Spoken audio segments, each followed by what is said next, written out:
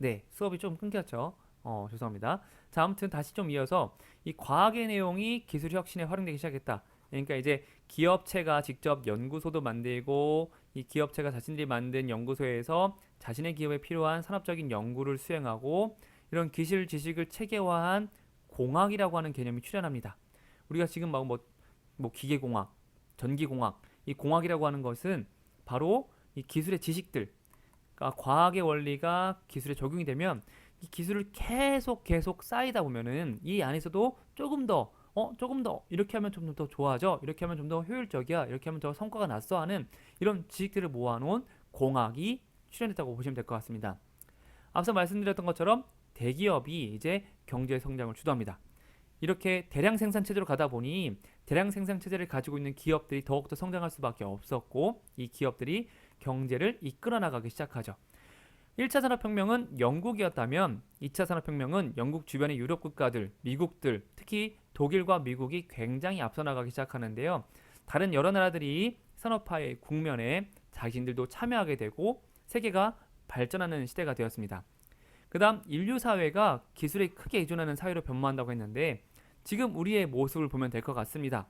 여러분 입고 있는 옷, 교복 하나를 만든다고 해도 사실 공장을 돌리기 위한 전기 에너지가 필요하고 이런 것들을 이렇게 색깔 입히고 하는 염색하는 데 어떤 인공 염료도 필요하고 공장을 짓기 위한 철강, 그 다음에 서로 주고받을 수 있는 전화, 그 다음에 이런 것들을 움직이고 배달하는 자동차, 뭐 기차, 이런 철도 회사, 전기를 생산하는 발전소, 그 다음에 옷을 팔고 판매하는 백화점, 이렇게 옷 하나만 보더라도 여러 가지 조직들과 경제 구조와 그 다음에 이 안에 어떤 기술들이 다 연결되어 있어요. 보이지 않게. 그러니까 우리가 살고 있는 사회, 여러분들이 지금 입고 마시고 걸치고 있는 이 모든 것들은 사실 기술에 크게 의존하는 사회로 변모되었습니다. 바뀌었다라는 거예요. 2차 산업혁명의 결과로 우리는 기술이 아닌 것을 뭐 없이는 살 수 없는 시대가 사실 되었습니다. 그것이 바로 2차 산업혁명의 영향입니다. 자, 우리 지난 시간에는 1차 산업혁명에 의해서 달라진 어떤 사회의 모습을 봤다면 오늘은 2차 산업혁명입니다. 선생님이 아까 초반에 얘기했었는데요. 2차 산업혁명, 우리가 산업혁명이라고 한다는 것을 본다면 이런 것들이 있어야 된다고 했죠.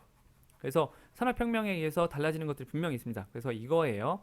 2차 산업혁명에 의해서 어떤 경제적인 구조가 어떻게 변화했는지, 사회 문화적인 차원의 어떤 변화가 있었는지를 한번 구체적인 사례를 한번 찾아서 다시 한번 더 정리해 보겠습니다. 그래서 노트에 2차 산업혁명의 결과 사람들의 삶의 모습이 사회 문화적으로 아까 이야기했던 것처럼 라디오나 전화나 이런 것들에 의해서 대중문화가 만들어졌다고 얘기를 했고 그 다음에 경제적인 구조도 좀 달라졌고 철강, 다양한 재료가 나타났고 우리가 지금 살고 있는 사회의 모습이 사실 2차 산업혁명 때 갖춰졌기 때문에 2차 산업혁명에 의해서 사람들의 모습이 어떻게 달라졌는지를 한번 구체적인 사례를 찾아서 한번 이야기를 한번 정리해 보도록 하겠습니다.